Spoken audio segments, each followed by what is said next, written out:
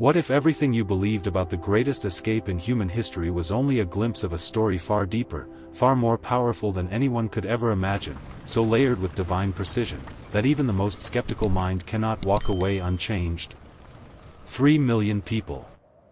430 years of chains. One man standing before the most powerful empire on earth with nothing but a wooden staff and the voice of God burning in his chest. This is not just a Bible story. This is the moment heaven tore open history and rewrote the future of an entire civilization. If you have ever felt trapped, if you have ever looked at the walls around you and wondered whether God even sees your suffering, stay right here, because what you are about to hear will shake something deep inside you. Subscribe to this channel right now and hit the bell, because we are just getting started, and what comes next will change the way you read your Bible forever. To truly understand the weight of the Exodus, you have to go back further than Moses. You have to go back to Egypt itself, one of the most sophisticated and brutal empires the ancient world had ever seen. At the height of its power, Egypt controlled vast territories, commanded armies of elite charioteers, and was ruled by a pharaoh who was considered not merely a king, but a living god. The Nile was their lifeblood. The pyramids were their declaration to the universe. Egypt did not bow to anyone. Egypt did not lose. And yet, the god of a nation of slaves was about to do what no army, no drought, no disease had ever managed to do. He was about to bring Egypt to its knees, one plague at a time. But before the confrontation, before the plagues, before the parting of those ancient waters, there was a child. A Hebrew baby boy placed inside a basket woven from bulrushes and papyrus reeds, laid gently into the current of the Nile by a mother whose heart was breaking in two but whose faith was just barely holding together. Exodus chapter 2 tells us that she could hide him no longer. Pharaoh had issued a decree that every Hebrew male child was to be drowned in that very river. Think about that for a moment. The instrument of his death became the instrument of his salvation. The Nile, which was supposed to swallow Moses, instead carried him straight into the arms of Pharaoh's own daughter. You cannot manufacture that kind of irony. That is the fingerprint of God. Moses grew up inside the palace walls. He ate from the same table as Egyptian royalty. He was educated in the most advanced civilization in the world. He knew their language, their customs, their military structure, their psychology. And God was using every single year of that education to prepare a man who would one day need to stand in that same palace and speak truth to its greatest ruler without flinching. Nothing in God's plan is wasted. Not 1 year. Not one painful memory. Not one season of confusion. But that is still not where the real story begins. The real turning point came in the desert. Moses had fled Egypt after killing an Egyptian taskmaster he caught beating a Hebrew slave. He was a man in hiding, a fugitive, a shepherd in the wilderness of Midian, as far from royalty and power as a man could possibly be. For 40 years, Moses lived that quiet, invisible life. And then one ordinary afternoon, on the slopes of a mountain called Horeb, something happened that would alter the entire trajectory of human history. A bush caught fire. And it did not burn up. Exodus chapter 3, verse 2, there the angel of the Lord appeared to him in flames of fire from within a bush. Moses saw that though the bush was on fire it did not burn up. Moses turned to look. And that simple act of curiosity, that willingness to stop and turn toward the strange and the holy, was the beginning of everything. God spoke from that fire. He said he had seen the suffering of his people in Egypt. He had heard their crying. He knew their pain. And he had come down to deliver them. And then God said something that should have terrified Moses and probably did, "I am sending you." What follows that burning bush is one of the most honest conversations in the entire Bible. Moses did not say yes with enthusiasm. He pushed back. He said, "Who am I, that I should go to Pharaoh?" He said he could not speak well. He asked for signs. He begged God to send someone else. And in all of that, God did not remove Moses from the assignment. He simply promised his presence. That is the spiritual revelation hiding inside this story that most people miss entirely. God was never calling Moses because Moses was impressive. He was calling Moses because God himself was going to do the impressive thing, and he wanted a willing vessel, not a perfect one. Now, here is where the history gets astonishing, because modern archaeology has been quietly building a case for the historical reality of this story for decades. Inscriptions found in ancient Egypt reference a population of Semitic people living in the region of Goshen during the time period scholars associate with the Exodus. A papyrus dated to Egypt's 13th dynasty contains names that are clearly Hebrew in origin, including one name, Shiphrah, which is the same name as one of the Hebrew midwives mentioned in Exodus chapter 1. These are not coincidences invented by theologians. These are paper trails left in the sand. The city the Bible calls Ramesses, built by Hebrew slaves according to Exodus 1 verse 11, is identified by archaeologists as Pyrames, a massive construction project confirmed to have used forced Semitic labor. The ground itself is remembering what Pharaoh tried to erase. But let us go back to the confrontation, because that is where the story reaches its full cinematic force. Moses and his brother Aaron walked into the most powerful court on earth and stood before the man who considered himself a deity. And they delivered a message from a god Pharaoh had never heard of, did not recognize, and had absolutely no intention of obeying. "Let my people go." 4 words. The simplest and most revolutionary sentence in the ancient world. Pharaoh's response was immediate and brutal. He increased the workload of the Hebrew slaves. He took away their straw and told them to make the same quota of bricks without it. The people cried out against Moses. Moses cried out to God. And God said something that carries the weight of centuries, "Now you will see what I will do to Pharaoh. Because of my mighty hand he will let them go. Because of my mighty hand he will drive them out of his country." That phrase, mighty hand, would echo through every book of the Old Testament for the next 1,000 years. When Israelite parents told their children who God was, they pointed back to this moment. And then the plagues began. And this is where you need to slow down, because the plagues were not random displays of power. Every single one of them was a direct attack on an Egyptian deity. The Nile turned to blood, and in doing so, God was striking down Hapi, the god of the Nile, the very source of Egyptian life and civilization. Frogs emerged from every river and stream, a direct challenge to Hecate, the frog-headed goddess of fertility. Darkness covered Egypt for 3 days, and in that darkness, Ra the sun god, the supreme deity of the Egyptian pantheon, the god Pharaoh himself was believed to incarnate, was silenced and hidden. Every plague was a theological argument delivered in fire and water and death. God was not just rescuing a nation. He was dismantling an entire religious system piece by piece. By the time the 9th plague had passed, Egypt was economically ruined. The crops were destroyed by hail. The livestock were dead. The rivers were still recovering. The people were exhausted and terrified. And Pharaoh still would not let the people go. And this is the part that makes the hair stand up on the back of your neck, because the Bible tells us that God hardened Pharaoh's heart. Exodus 9 verse 12. And theologians have wrestled with that phrase for millennia. But here is the thing most people overlook.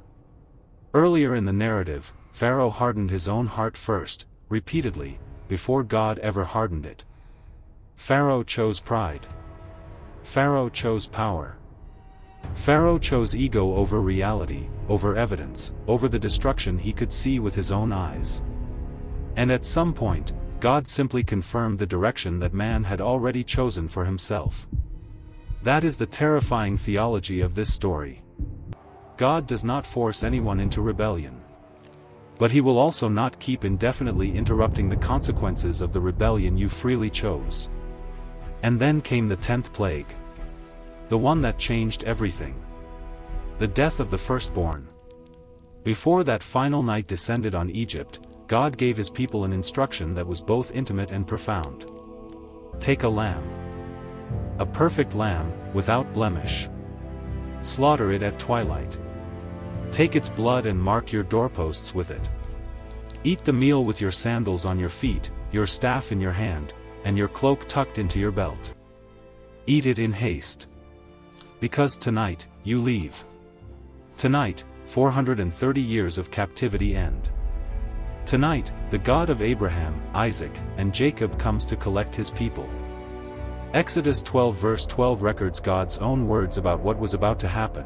On that same night I will pass through Egypt and strike down every firstborn of both people and animals, and I will bring judgment on all the gods of Egypt. I am the Lord. The blood of the lamb on the doorposts was not merely a protective sign. It was a declaration of faith. It was each family saying, "We believe. We trust the God we cannot see over the empire we have lived inside for 4 centuries." And those families who marked their doors slept through the longest night in Egyptian history. At midnight, something moved through Egypt that no human eye could fully comprehend. And in home after home after home, from the palace of Pharaoh to the dungeon of the prisoner, the firstborn died.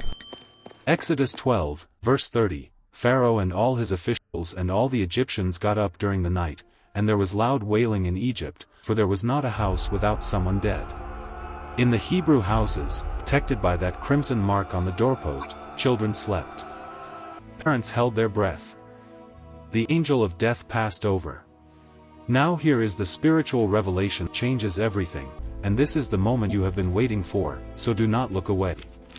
The New Testament does not treat this event as ancient history closed behind museum glass. 1 Corinthians 5 verse 7, the Apostle Paul writes, "For Christ, our Passover lamb, has been sacrificed."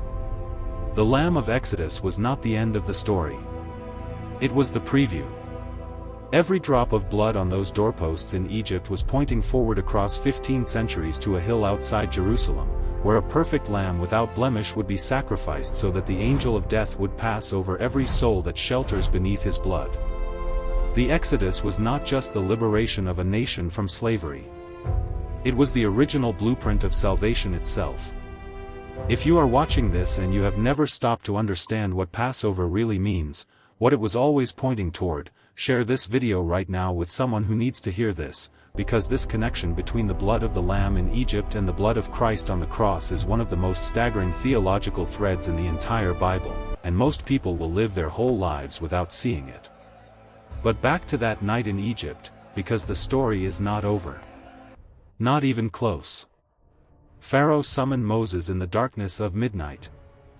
The man who had refused 10 times, who had increased the suffering of the slaves in defiance, who had thrown Moses out of his presence with a death threat, now summoned him with desperation breaking in his voice. "Go. Take your people. Leave. Take your flocks and your herds. And go. Bless me also." The morning of the Exodus arrived. And it was unlike anything the ancient world had ever seen. The Bible tells us in Exodus 12 verse 37 that approximately 600,000 men left Egypt on foot, not counting women and children. Historians and scholars have debated the precise numbers for centuries, but the point is undeniable. A massive, disorganized, newly freed population with livestock and children and elderly and 400 years of trauma in their bones was suddenly moving. They had no army. No maps. No supply lines. No experience navigating the desert. What they had was a pillar of cloud by day and a pillar of fire by night. Exodus 13 verse 21, "By day the Lord went ahead of them in a pillar of cloud to guide their way, and by night in a pillar of fire to give them light, so that they could travel by day or night." God himself became their GPS, their shelter, their compass, and their security detail all at once. But Pharaoh was not done. And this is where the story takes a turn that should make every one of us examine our own hearts. Because Pharaoh, just days after releasing the Hebrews in the midst of his grief, changed his mind. He gathered 600 of Egypt's finest chariots and his entire army and he went after them.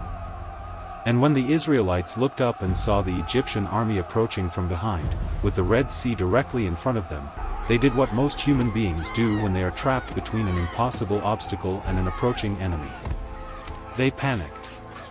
They turned on Moses. They said, "Was not enough room in Egypt for us to die? Why did you bring us out here to die in the desert?"